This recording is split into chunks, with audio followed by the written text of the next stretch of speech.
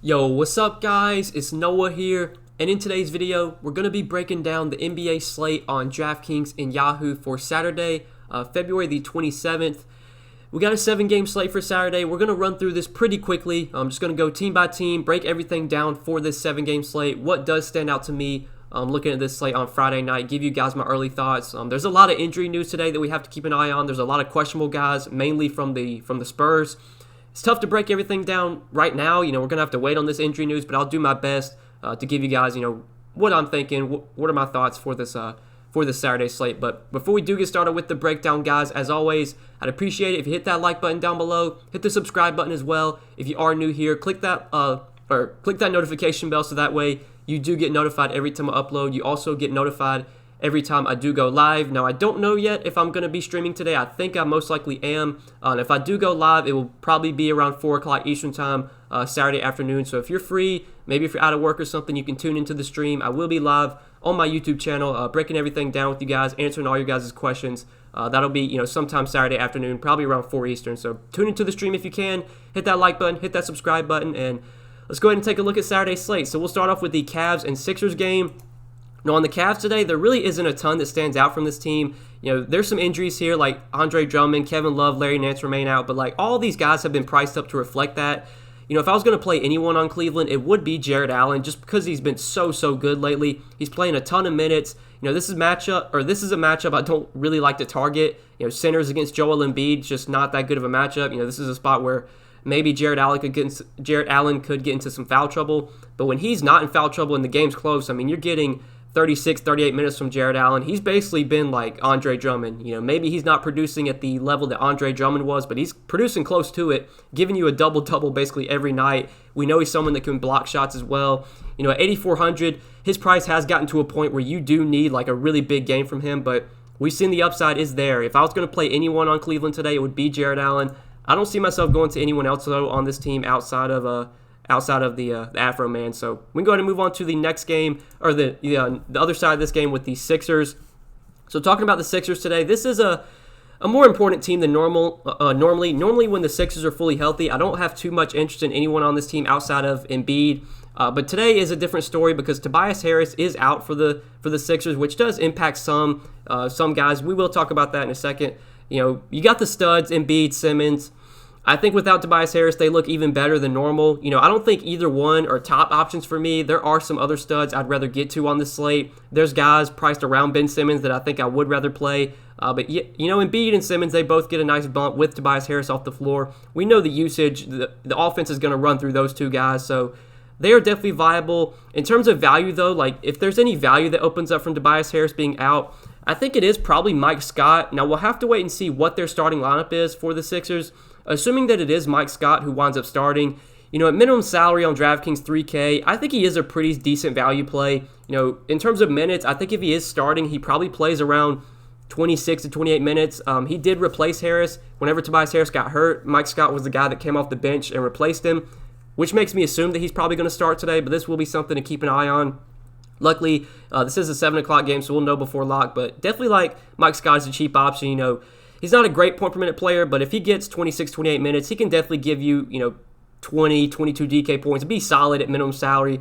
On Yahoo, I don't think it's as necessary to go there because the pricing's a lot softer on Yahoo. There's other cheap guys that stand out, but definitely on DraftKings at 3K.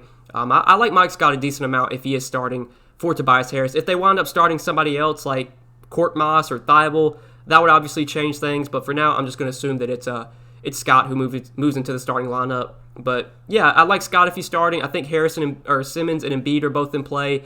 Seth Curry, I think, gets a small boost with Tobias Harris out as well. At 5,400, I don't love Curry at his price tag, but he is definitely viable on this slate. But we can go ahead and move on to the next game, Minnesota and Washington. So this is a great game to target. This should be probably one of the high-scoring games on the slate. Starting off with Minnesota, I do really like Karl-Anthony Towns on the slate. I think he's one of my favorite pay-up options. If I can get up to James Harden, I think I do prefer James Harden, and we'll talk about him later in the video. But this is a great matchup for Cat. He should absolutely feast against this Washington front court. Washington's they're a terrible defensive team. They play really fast. Both these teams play really fast, so we should see a fast-paced game here, a very high-scoring game. Not a ton of defense played either. It is a great spot for Karl-Anthony Towns. I do like him a lot. at 10,100. Malik Beasley is out for Minnesota, so that does affect a good amount. With Beasley out, we'll have to wait and see who winds up starting for him. We could definitely get some value here from a guy maybe like Jalen Noel. If he were to start, he's only 3,200. On a point per minute basis, he'd be similar to Mike Scott. I don't think you would expect him to go out there and just put up 40 DraftKings points or anything, but he's 3,200. If he were to start, I feel pretty confident that he gets around close to 30 minutes. So that is something we're going to need to keep an eye on as well. Who winds up starting for Malik Beasley? My best guess is it's probably going to be like Noel or maybe McDaniels. Just keep an eye on it. Definitely, if it's one of those two guys, they are in play for value. They do benefit, without Beasley. Beasley is a pretty high usage player, so getting him off the floor is going to miss a couple of guys. I think Anthony Edwards, he also gets a boost with Malik Beasley out. 6,300. Normally, I don't like paying this price tag for Edwards, but I think his upside is a lot higher with Beasley off the floor. I think he's going to get more opportunity, more usage. He took 20 shots last game. He could see similar usage to that in this game. So Cat I really like. Edwards I really like. Rubio, not as interested in, but Cat and Edwards I think are really good plays today. And whichever guy starts for Beasley, whether it's Noel or Jalen McDaniels, one of those two guys would be pretty solid value plays. So yeah, that kind of does it for the Minnesota side. Now looking at Washington, really on this team, it's just Westbrook and Beal for me. I don't think I'm going to go to anyone else on the Wizards. I think Westbrook and Beal, they're fine options here. It's a really good matchup. I wouldn't be surprised to see a big game from either one of those two guys. There are other studs I'd rather get to. Like, I'd rather play Towns on the other side of this game. I'd rather play some of the other studs we're going to talk about later. But yeah, Westbrook and Beal are definitely guys you could look to. I think there's other guys I'd rather pay for. If I'm only playing one lineup, I don't know if I get to Westbrook or Beal in my one lineup, but they would definitely be in my player pool if I was playing multiple lineups. But really not much interest in anyone else on the Wizards outside of those top two guys. So moving on to the next game, the Pacers and the Knicks. Now this one's not that appealing. Two pretty slow-paced teams here. This should be probably one of the lowest scoring games on the slate. On the Pacers, the only two guys I'd even be looking to are Sabonis and Brogdon. I don't see myself playing anyone else on this team, and even Sabonis and Brogdon, they're just secondary options. Neither one look like top plays. Kind of the same thing as Friday's slate when they faced Boston. Sabonis and Brogdon, I thought they were fine tournament options. They were going to be really low owned. There wasn't really a chance, though, that I was going to play them in my one lineup, and I think that's kind of the case today. Sabonis and Brogdon will both probably be really low owned once again. If you want to go there in tournaments, you can, but it's not a great matchup. It's a slow-paced game. There's just better spots, in my opinion. So looking at the Knicks side and talking about the Knicks, so Elfrid Payton does remain doubtful. He missed their last game. He was doubtful for their last game, and he was forced to sit out. He's doubtful again today, so we do need to talk about Derrick Rose. Derrick Rose did start last game with Payton out, and he did play 28 minutes, was pretty productive with 30 DK points. I'm assuming that Derrick Rose starts again. At 5,300, he does still feel a little bit too cheap. On Yahoo, he's still affordable over there. His price tag, he's a shooting guard. He's $19 over on Yahoo. I think Derrick Rose, assuming he's starting again, is a really, really good play. When Rose is starting and playing close to 30 minutes, he should be priced around $6K, if not, even more than that. Like, he is not a $5,300 player when he's starting and playing around 30 minutes. The matchup isn't great. It's a slow-paced game, but I'm totally fine going right back to Derrick Rose. We know he's a high-usage player. We know he can be productive when he's on the floor. He looks like a really good option once again. Barrett and Randall, though, I don't love on this slate. Randall's always fine for tournaments, but again, doesn't feel like a slate where I'm going to be going out of my way to play Julius Randall. Emmanuel Quickly, he had a big game off the bench, but he only played 20 minutes. I'm not going to Quickly on this slate. You could go back there and he could have another big game, but he shot incredibly well from the field. Like, I just don't expect him to put up 30 fantasy points in 20 minutes. Like, he's a productive player, but he's not that productive. You're like a good projection for Quickly. If he's going to play like 20 minutes, then he probably projects for like 25 fantasy points, which is decent but not great at 4,800. If he was a lot cheaper, I think he'd be interesting. But now that his price has come up $700, if we're only going to get low 20s in minutes from Quickly, he just has to be really, really productive to pay off this price tag, and I just don't know if I want to bank on that. So if I'm going to one of the Knicks guards, assuming that Rose starts again, it's going to be Derrick Rose that I go to. Alec Burks should benefit as well. More of a tournament option. I don't feel too confident in Burks, but he did have a really good game last game without Payton. He did play 25 minutes. He's still somewhat cheap. You could go there, but yeah, we can go ahead and move on to the next one, Denver and OKC. So on Denver today, there's a good amount I like here. We do know there's some guys that are still going to be out for Denver. JaMychal Green, Paul Millsap, Gary Harris, they are all out. PJ Dozier, I believe, is listed as questionable for this game. Yeah, so he could maybe be back. I don't think that would affect too much. So we can start off with the top two guys, Jokic and Murray. Jokic, for me, he is always in play, someone that I'm always fine getting exposure to. On this slate, I don't know if I'm going to go out of my way to play Jokic. I'd rather get to Harden. I'd rather get to some other guys we'll talk about later. But yeah, Jokic is always viable. Now, Jamal Murray, I like him once again, especially on Yahoo. The price tag on Jamal Murray on Yahoo is just not going up fast enough. He's only $35. He's still cheaper than a lot of guys that, shouldn't be cheaper than him. Like on Yahoo, he's cheaper than, he's cheaper than Donovan Mitchell. He's cheaper than SGA. He's the same price tag as Dejounte Murray. Like, give me Jamal Murray over all those guys. Like, Jamal Murray he remains way too cheap on Yahoo. He's someone that I'm going to continue to play there until they just rise his price or, raise his price to what it should be. He should be priced around $40, $42 right now on Yahoo. He's just producing at such a high level. He's getting a ton of usage. He's taking 20, 25 shots a game. The offense right now is just running through Jokic and Murray. We're seeing these two guys put up, big games on a nightly basis, and Murray just continues to put up 45 to 50 fantasy points every night. We've seen him go for, 55, 60 some nights. He's got massive upside. The matchup against OKC, excuse me. Matchup against OKC, I'm not really worried about. They have Lou Dort, who's a good defender, but Jamal Murray's just such a high usage player. He's such a good scorer that he can go out there and dominate in any matchup. And the minutes are huge right now as well, which is good to see. He's playing like 40 minutes a night, and I assume that's probably what we get from him today if this game is close. So really like Jamal Murray on both sides, but especially on Yahoo, he remains too cheap over there. And then Michael Porter Jr., another guy that I think is too cheap on Yahoo. Small forward, always a tough position to fill on Yahoo. Getting Porter Jr. at only $24, I think makes him look like a pretty solid option at that position. We know, the minutes, they can fluctuate with Michael Porter Jr., but without Paul Millsap, without JaMychal Green, like they're just really thin at the forward spot, and we've seen Michael Porter get, a ton of minutes these last two games, 39 minutes against Portland, 40 minutes last game against the Wizards. The minutes can vary. Again, in that Atlanta game, he only played 19 minutes, but I think as long as he's playing well, we're going to get close to 40 minutes from Michael Porter Jr. He's someone that does have upside. He's been incredibly frustrating to roster this season. He's shown a lot of upside last year. We haven't really seen as much upside from Porter this year, but still, this is someone that can go out there and score. He can get rebounds. He can get defensive stats. I still do like Michael Porter Jr. quite a bit, and especially on Yahoo, he still looks way too cheap there.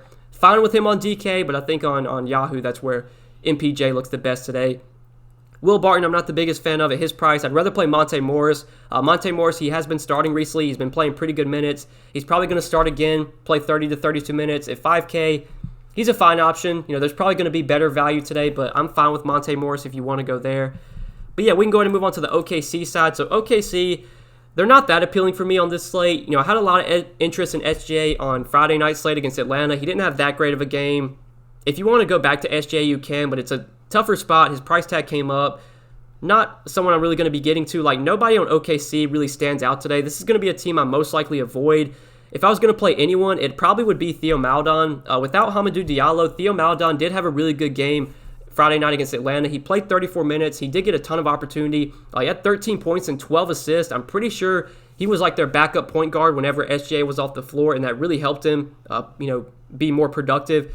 If he's going to be like the backup point guard moving forward, whenever SGA is off the floor, that does boost Maledon's upside. He is going to get probably 34 to 35 minutes at only $4,900. He is someone I do like as a cheap option. He is also, I'm pretty sure he's minimum salary on Yahoo. Yeah, Theo Maledon's minimum salary on Yahoo. So if you want to go there, I think he looks like a really good option on Yahoo as well. He is probably my favorite guy to target from OKC today. But that does it for the Thunder. Moving on to Utah and Orlando. Now, Utah, they are on a back-to-back today, so this will be something to monitor. Mike Conley has been sitting on back-to-backs. I think he's been sitting on back-to-backs this season. I'm not exactly sure about that, but I'm pretty sure. Okay, he did play on their last back-to-back, so never mind. I think Conley will most likely play today, but keep an eye on it. He has rested on back-to-backs before, but assuming that everyone's good to go for Utah, there really isn't much I like from this team. Like, when they're fully healthy, nobody really stands out from Utah when they're priced correctly, and that's kind of the case today. Everyone's just priced correctly. It's not that good of a matchup against Orlando. The Jazz are just not a team I have much interest in. I think we can go ahead and move on to the Orlando side, and kind of the same thing can be said with Orlando. Like, this is probably my least favorite. Outside of, it's close between the Pacers, Knicks, or this game. Honestly, it's probably this game. This Utah-Orlando game is probably my least favorite game on the slate. Like, Vooch, he always could go off and put up a big game any night, but against the Jazz in a tough matchup in a slow-paced game, this doesn't feel like a spot where I really want to pay up for Vooch. Fournier, kind of the same thing. Terrence Ross, like I just don't like this game. I don't really like anyone here. James Ennis is out, so maybe that gives us some value from Orlando. Like maybe we see more minutes for Al-Farouq Aminu. Aminu doesn't really have a ton of upside, but if he were to play, around mid-20s, close to 30 minutes, he could be viable at 3,600 if you do want to go there. I feel like we're probably going to have better value on the slate, but we should see more minutes for Aminu without James Ennis. He probably is going to play 26, 28 minutes. He's been getting low 20s recently. Probably gets like 26 to 28 today. For 3,600, he's a decent value, but yeah, this Orlando team's just not that appealing. It will be interesting to see who does start for Ennis. It could be Dwayne Bacon. It could be Terrence Ross. I doubt Terrence Ross would start, but maybe if Bacon starts, he could be viable. 3,600, same price as Aminu. But again, I don't really have a ton of confidence in either one of those guys. I'd rather play, like, if Jalen Noel or whichever guy starts from Malik Beasley, if it's Noel or McDaniels, I probably would rather play them over these Orlando guys. So, yeah, we can go ahead and move on to the next one, New Orleans and San Antonio. So on New Orleans today, there is some guys I like here. First off, starting off with Zion. I think Zion's a really, really good option on this slate. I think with his price coming up, people might be hesitant to go there, but this is still someone that has a ton of upside. I like him on both sides. On DraftKings, he's 8,900. On Yahoo, he's power forward. He's still pretty affordable over there. His price is coming up, but at $40, I still think he looks like a really good option on Yahoo. Like, we've just seen Zion be so good lately, so aggressive, just dominating in the paint. Last game against the Bucks, played 37 minutes, had 54 DraftKings points, 34 points, 8 rebounds, 6 assists, 1 block, and 1 steal. Like, Zion's just a guy that's going to go out there and stuff the stat sheet. He doesn't give you like triple-double upside, but he can definitely go out there and get you 30 points, 10 rebounds, 6 assists, and put up 50-plus DK points any night. He's playing a ton of minutes this year as well, which is something we didn't see last season. Last season, basically every night he was limited to like low 30s minutes. Well, this year, in close games, we're getting 36, 38 minutes from Zion. He's a very productive player. He's a high-usage player. He's going to go out there and just take a ton of shots. He's going to dominate in the paint.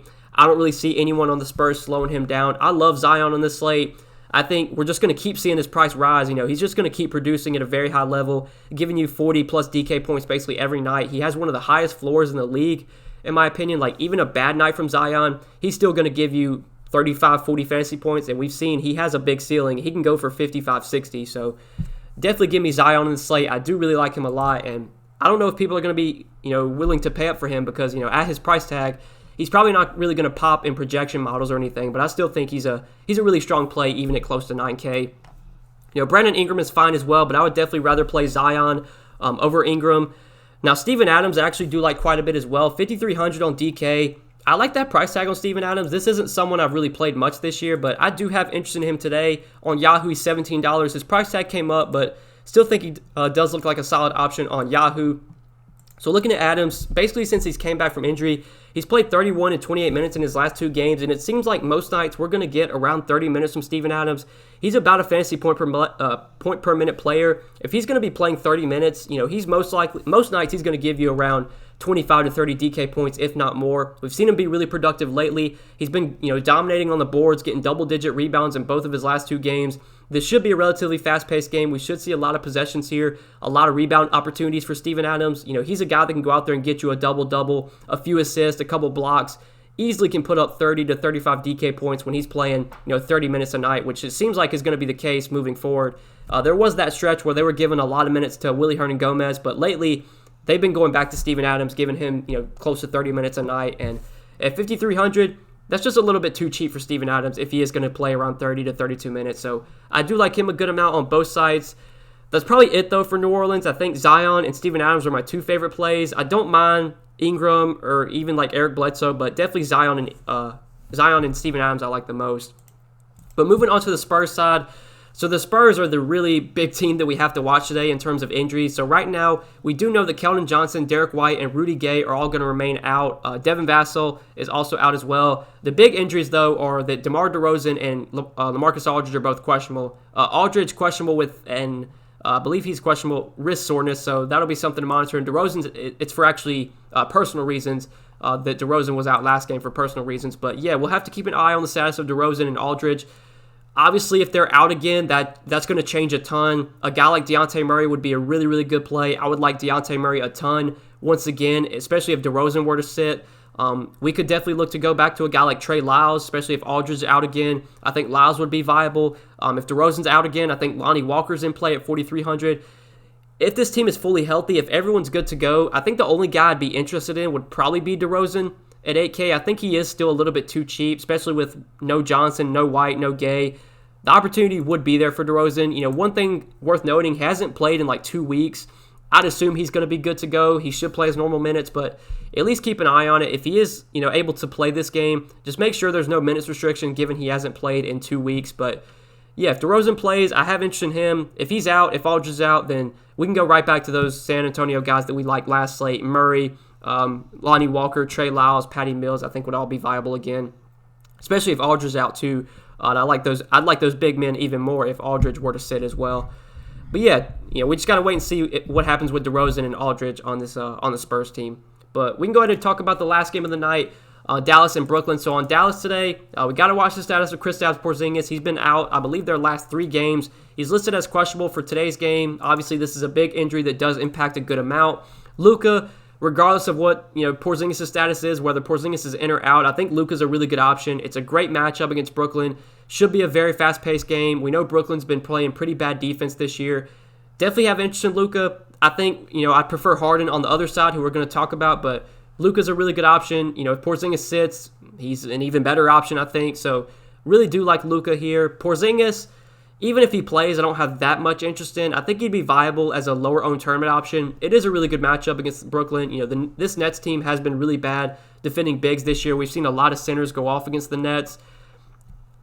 I don't know if I consider Porzingis a top play, though. I definitely would rather play Zion if I can get to him. But Porzingis, because it's such a good matchup, would be viable, assuming he's good to go. If Porzingis were to be out again, I think we could go to guys like Jalen Brunson, Tim Hardaway, Josh Richardson, but they've all kind of been, priced to a point where they're not as appealing. They're still affordable. Tim Hardaway probably would be my favorite just because I think he gives you the most upside coming off the bench. Obviously, blowout kind of killed him last game. He was okay, but he wasn't great for his price tag. But we've seen Tim Hardaway can come off the bench and just put up big games. He would get increased usage if Porzingis were to sit. It is a good matchup. It's a fast-paced game. I definitely would have interest in Tim Hardaway if Porzingis were to be out again. Richardson and Brunson would be fine as well, but I don't think I'm going to go to anyone else on this Dallas team. Boban started last game, but I doubt that happens again. They'll probably start somebody else at center. They might even start Maxey at center. I just don't think Boban's going to start again. If he were to start again, then he could be viable. We could go to Boban, but yeah, I think if Porzingis plays, the only guys I really like on Dallas are Luka and Porzingis, mainly just Luka. And if Porzingis is out, Luka is even better. And then Brunson, Hardaway, THJ, I think are all viable. Or Brunson, Hardaway, and Richardson, I think are all viable. But none of them would stand out as top options. So, yeah, looking at the Brooklyn Nets real quick before we do end the video. So we do know that Kevin Durant's going to remain out. He's going to be out till, I believe, the All-Star break. So while Kevin Durant remains out, it's going to be the James Harden and Kyrie Irving show basically every night. James Harden, he's the guy that I prefer. He's just been so good. At 11K, especially since we have some value already, I want to try and find a way to get in James Harden if I can. We know what we're getting from Harden on a nightly basis. Last game against Orlando, the blowout just really killed him. I mean, he was on pace for literally 70 fantasy points, and he barely played at all in the fourth quarter. I can't remember if he played in the fourth or not, but I'm pretty sure he didn't play at all in the fourth quarter because of the blowout. He had 35 or 30 DK points at halftime, though. He was on pace to smash, and then the blowout kind of killed him. But we've seen the massive upside that James Harden has when Kevin Durant's off the floor. We know the minutes are going to be there. I'm pretty sure Harden's actually leading the league in minutes per game. He's going to play close to 40 minutes if this game stays close. It's a great matchup. It's a fast-paced game. It's a really good game environment. We know Harden can contribute with the peripherals, which is one of the reasons I do prefer him over Kyrie Irving. Kyrie's a little bit more scoring dependent, whereas Harden can go out there and give you a triple-double, can get double-digit rebounds, double-digit assists to go along with, 20 to 30 points. He's got 65, 70-point upside basically every night he steps on the floor. I want to try and get in Harden if I can. On Yahoo, there's a lot of guys in the mid-range that I really like. Don't know if I'm going to play him over there. We'll just have to wait and see. But on Draftkings, we have some good cheap options that I think are viable. If Mike Scott starts, I like him as a value. Whichever guy starts from Malik Beasley would be a solid value. So, yeah, I definitely want to try and play Harden on DK if I can. Kyrie, I think, is also viable. Probably would rather play Harden, but I do like Kyrie. We know he also benefits without Kevin Durant. We've seen some big games from Kyrie lately without KD. 50 DK points in only 30 minutes last game. You could look to him, but Outside of those two, I don't think I'm going to go to anyone else on Brooklyn. Everyone's just kind of been priced up to a point where I don't have that much interest in them. The usage on this team is just going to be dominated by those two guys to where really nobody on Brooklyn's going to get a ton of opportunity. Joe Harris is super scoring dependent. Bruce Brown came back down to earth last game. His upside is just so minimal playing alongside Kyrie and Harden. So yeah, it's really just Kyrie and Harden for me, and not too much interest in anyone else on Brooklyn. So that does it for all 7 games today, guys. I think we broke everything down team by team. I hope you guys did enjoy the video. Appreciate you watching. If you enjoyed, hit that like button down below. Hit the subscribe button as well. Be sure to click that notification bell so that way you do get notified every time I upload. You also get notified every time I do go live. I'm pretty sure I'll be live streaming Saturday afternoon. Nothing's set in stone yet, but I most likely will be live around 4 o'clock Eastern time. So if you're free, if you want to tune in, I can answer all your guys' questions for tonight's slate. We can break everything down once again. But yeah, good luck tonight, guys. Thanks for watching the video. Hope you enjoyed. We'll see you in the next one. Peace.